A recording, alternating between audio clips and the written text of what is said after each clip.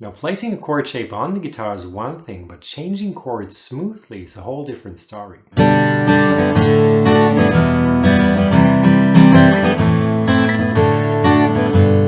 But it's not like you just don't have it and others do. There are actual tips and exercises that I'm going to show you right now. The first one being, don't apply too much pressure on the fretboard, because that's very inefficient and it makes you slow and you're risking hurting yourself and it actually doesn't sound that good.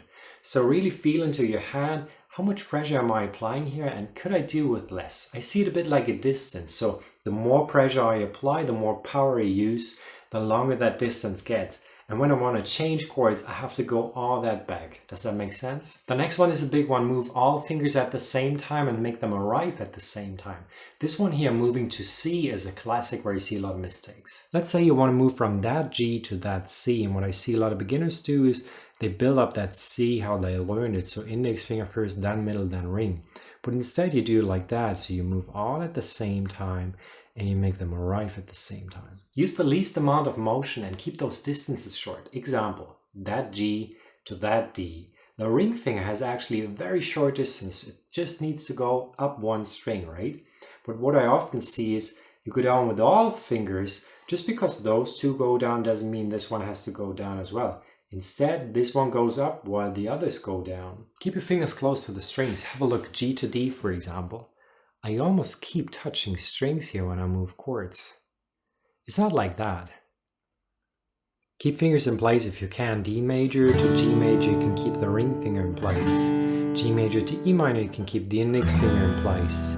Then E minor to C, you can keep the middle finger in place. C major to A minor, you can keep middle and index finger in place. Then A minor to E minor, you can keep the middle finger. Or for example, E major to A major, you can slide up with the index finger. And you can keep that for D. And then for D minor, you can keep the ring finger. Practice chord changes without rhythm first and focus on just two. Let's say you have a chord progression of G major, D major, E minor, and C. So you focus on G and D first, and you do that very slowly, very controlled. Focus on all the points that we talked about before. Go back and forth, very, very slowly, no rhythm, no time pressure. And then you move on to the next pair. Always keep an eye on your thumb, it's a very important finger. So let's have a look. C major is on the fretboard here, which you can't see, and I could have my thumb like that. I could have it up on the neck as well, that works fine too. G major is the same, I could have it on the neck, I could have it down like that. But then if, for example, for a bar chord, I would need to bring it down here to the imaginary middle line of the neck here. Because otherwise, if I have it up here, I couldn't have my index finger straight enough. And then for everything that you do, you can have it up or down, but you could never have it like far off the center of pressure applied on the front. And it's never like that. Now let's say you have a strumming pattern like that. You want to change chords here. Let's say G major to E minor. What I do is I don't wait till all those strokes are finished, but the very last upstroke I do on the open strings, and then I make sure that the new chord is actually on the fretboard once I strum it. So have a look.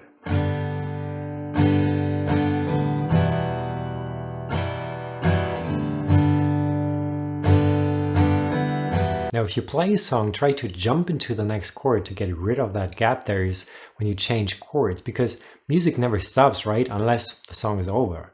Just in case you need any help with your guitar playing, then check out highguitar.com where you can get one-on-one lessons.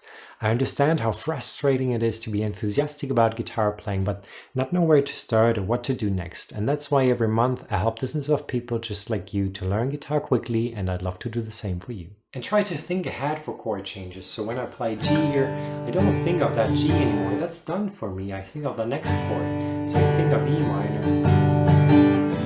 I don't think of E minor anymore. I think of C. And then I play it. So that's an important part. And therefore, I highly recommend you learn those chord changes instead of reading them. Now you seem to be working on the details of guitar playing. This here is my #1 go-to finger exercise for beginners. Watch this next.